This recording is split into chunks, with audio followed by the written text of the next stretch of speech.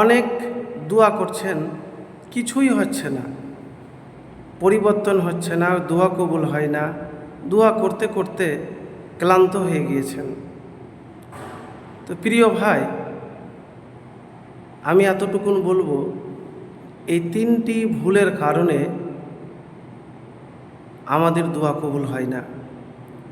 তো সেই 3টি ভুল কি, ভিডিওটি অবশ্যই শেষ পর্যন্ত দেখবেন।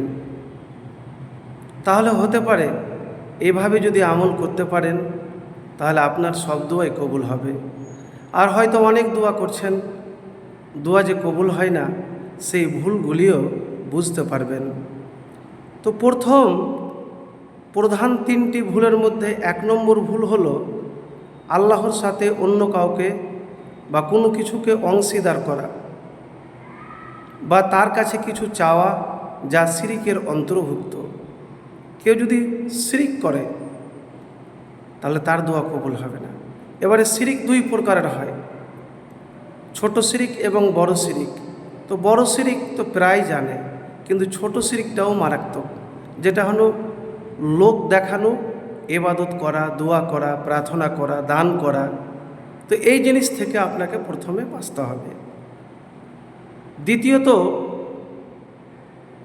প্রধান ভুল হলো হারাম খেয়ে ইবাদত কবুল হবে না।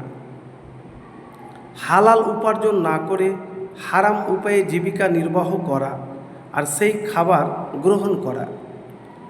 আপনাকে হালাল খাবার খেতে হবে, হালাল পোশাক পরতে হবে, তাহলে আপনার দোয়া কবুল হবে। নচেত কখনোই আপনার দোয়া কবুল হবে না, যদি আপনার 1 পয়সাও, হাফ পয়সাও হারাম থাকে। 3 নম্বর যে ভুলের কথা বলবো, সেটি হলো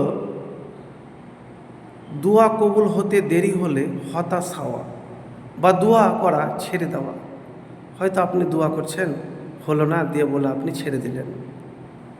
তো এই প্রধানত 3টি ভুলের কারণে বেশিরভাগ মানুষের দোয়া কবুল হয় না।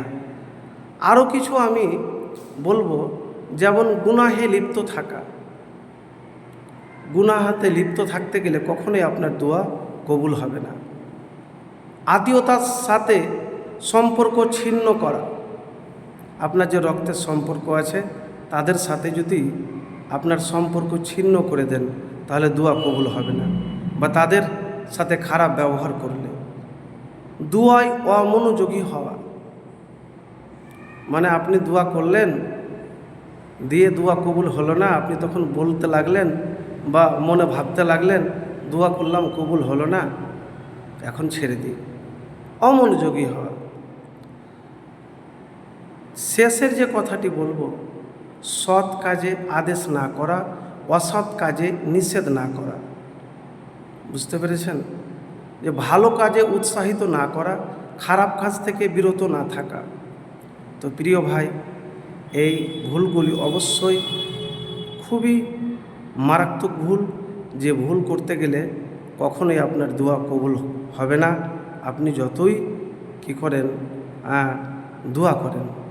তো এতটুকুন বলবো, যখনই কোনো কিছু আল্লাহর কাছে চাইবেন, আগে মুত্তাকি মুমিন হতে হবে। গুনাহ থেকে আপনাকে বাঁচতে হবে। গুনাহ থেকে না বাঁচতে গেলে কখনোই আপনার দোয়া কবুল হবে না। হারাম থেকে বাঁচতে হবে, সব হারাম। তো প্রিয় ভাই, এভাবে একবার আমল করে দেখুন, ইনশাআল্লাহ ফলাফল পাবেন।